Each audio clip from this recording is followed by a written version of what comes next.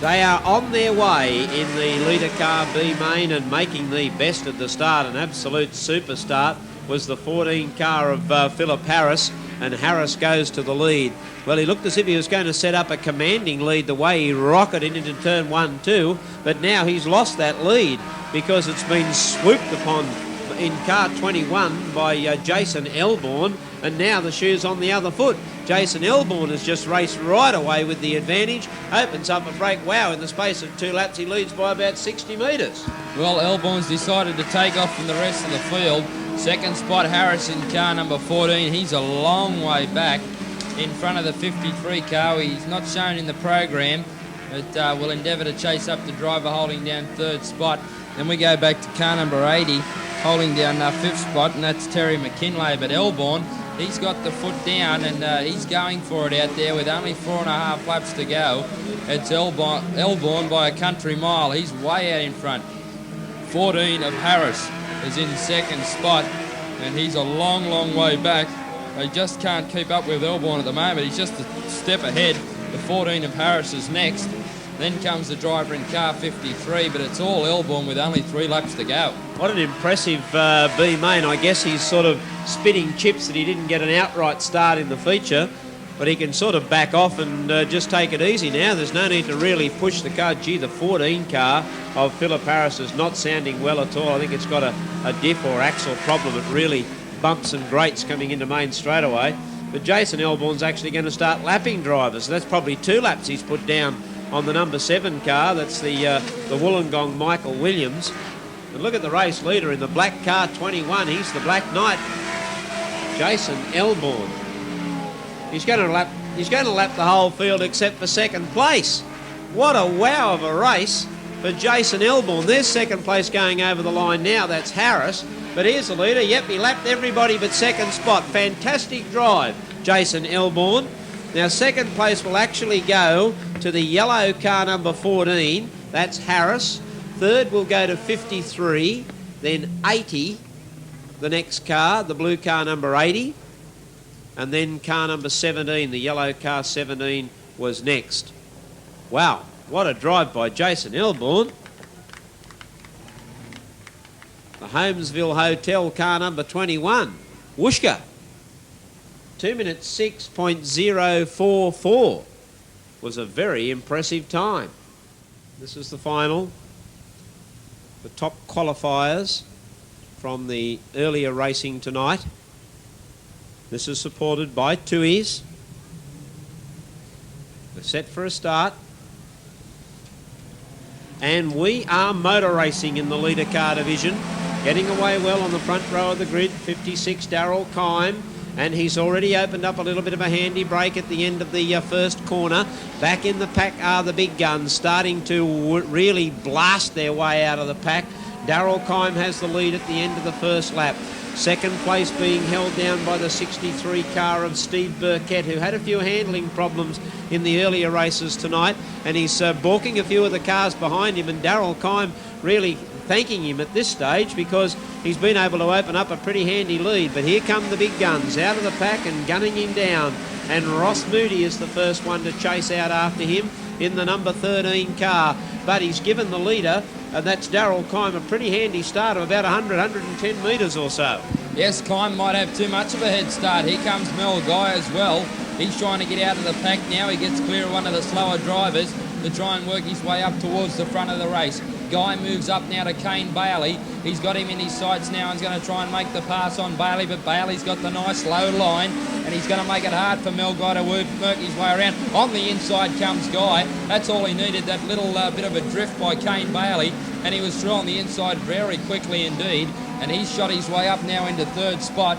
And he set sail out after Moody, who's holding down second spot in car number 13, but they're not going to catch Kime. He's miles out in front. Yeah, once he got that break early in the race, he's made every advantage of it, so well done to him. He's taken advantage of that break, and Darryl Kime going past the slower cars. Now he's got slower cars between Oh, there's Mel Guy blasting through on the inside of Ross Moody. Moody's back to third, but Mel Guy's given Darryl Kime too big a race start. And here he is, one more lap left to go. Second place is Mel Guy. Third is Ross Moody. Fourth is Kane Bailey. Then Jason Begg in the car number 7. But down back straight away, coming in to take the checkered flag, and the win goes to the number 56 car, Darryl Kime. Then the 5 of Mel Guy made up a lot of ground. Then Kane Bailey in the 30. Then the 13 of Moody. The 7 of Begg. 77 and 94. They start to wind their way home towards the checkered flag behind the very fast pace that was set by the race winner, Darryl Kime. And once he jumped out into the front, he was always going to be very hard to peg back. 2 minutes 3.445. The time for the winner of the 2E's Litre Car final, and that was Darryl Kime. Let's go racing in the Hunter Communications Litre feature. Their last race of the night. There should be plenty of action here. There's the green flag to say, go for it, guys. And jumping straight out of the blocks was Stephen Foe on the outside, straight to the lead. Gee, one driver in a little bit of trouble early on has dropped out, and the rest of the pack just screaming by. But Steve Foe, he drove very well in one of the earlier qualifying races tonight, and he's out there doing it well here. Mel Guy, is he wending his way through the pack? He's up into 4th place in the CGE wing car, and he'll be chasing out after the leader very shortly, about to put the pressure on him. In fact, there's already pressure coming to Steve Foe, and that's coming from Ross Moody. Through on the inside goes Mel Guy, he's up to 3rd. 4th is Darryl Kime. Then Kane Bailey and Jason Elborn.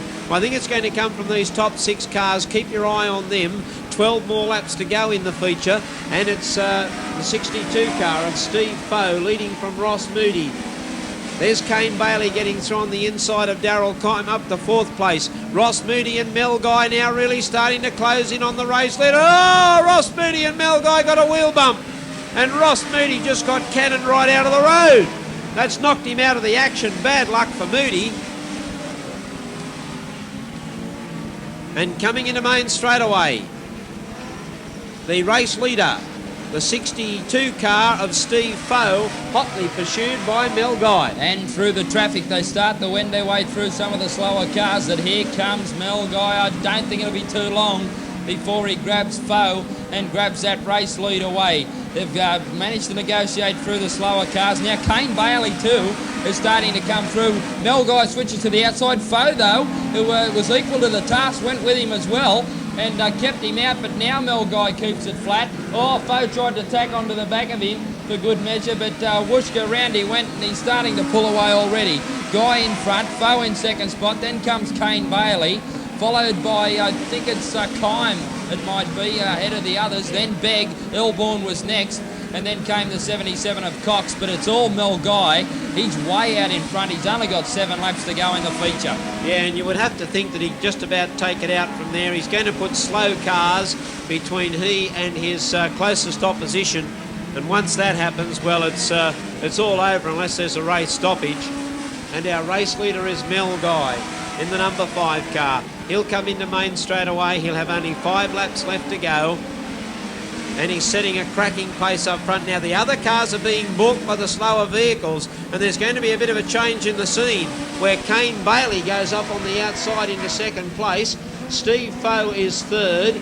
Then comes Darryl Kime in 4th place, and a couple of those slower cars really cause a little bit of havoc there with our minor placeholders at that stage of the race. Mel Guy, Kane Bailey, Steve Foe, Darryl Kime, then Cox. That's Paul Cox in the 77 in the yellow car. He's done well to slowly but surely pick his way through the field, but 3 more laps to go for Mel Guy. Yes, only a couple of laps left to run, and Mel Guy now with 2 laps left to run. He's the race leader and quite comfortably, and he's trying to wend his way through the slower cars, but it's only a momentarily hold up because he's coming out of turn 3-4, and he'll only have 1 lap to go from here.